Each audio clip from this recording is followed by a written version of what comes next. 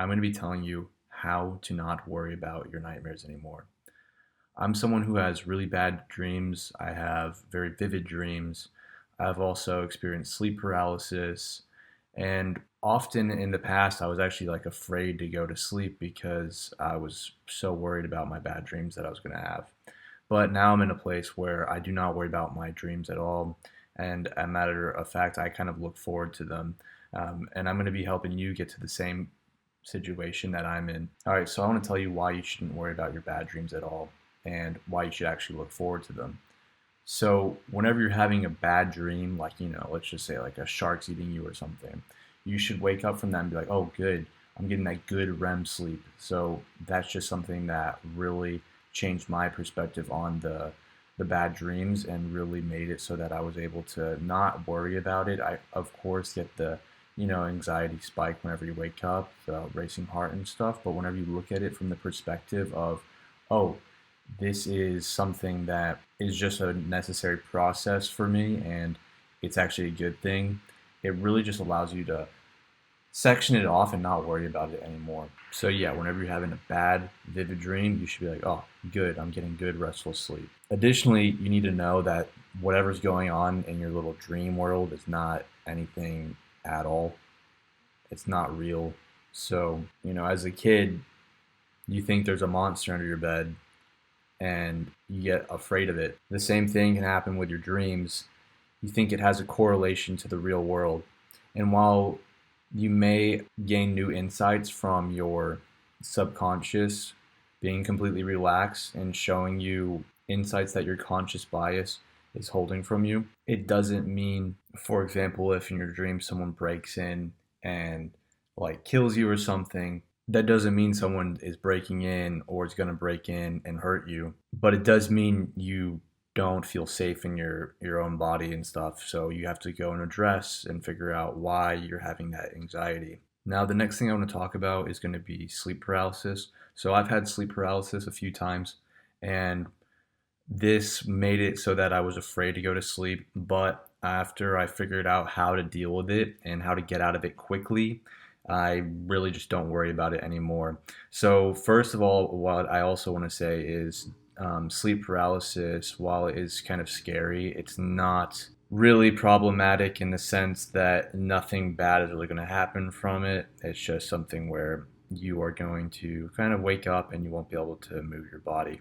Now, how you can get through this very quickly and get out of it is going to be you just do max effort of like trying to lift your arm. And what that means is if you've ever done like a max bench press, you have to put that same amount of effort of like every single fiber of your being pushing to pull out. And then that is how you wake up out of it. And that has worked out for me every single time. And I do have a worry for people who don't like work out and have never done like a max bench press or like a max squat where they've like progressively overloaded and this is the absolute hardest they can go. Because I feel like if I never experienced that, I would not be able to get that same kind of like muscle recruitment or just like neuron recruitment to give it my all to wake myself up.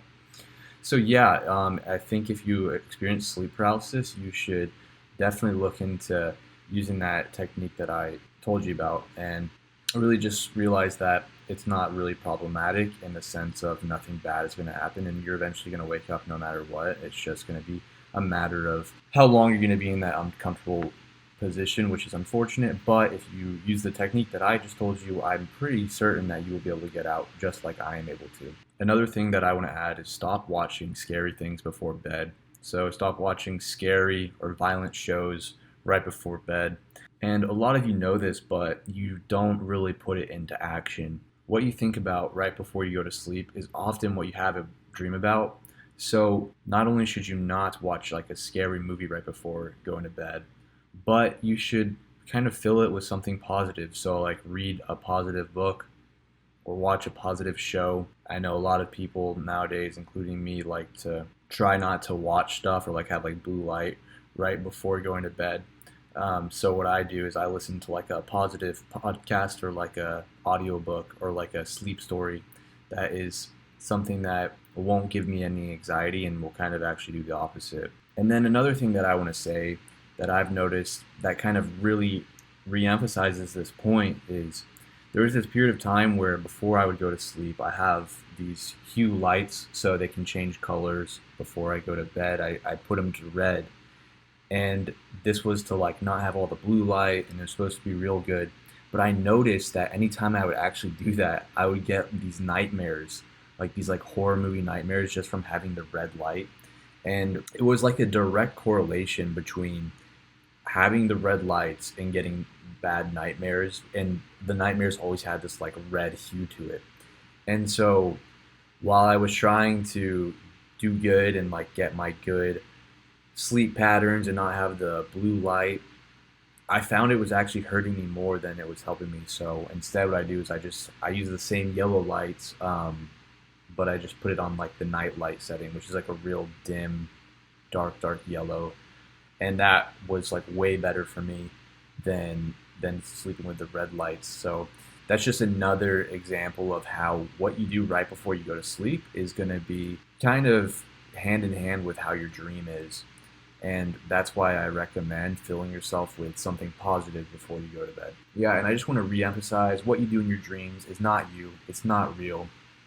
And now that you know these strategies, like whenever you go to sleep and you have a bad dream, it's a good thing. It means you're getting that good REM sleep and you use the strategies that I've given you. The more you get these bad dreams and implement the strategies, the less it will bother you and the quicker you'll be able to fall asleep. So yeah, guys, I hope this really helped. And just real quick, if you've made it this far in the video, you might benefit from my full anxiety guide. Top link in description.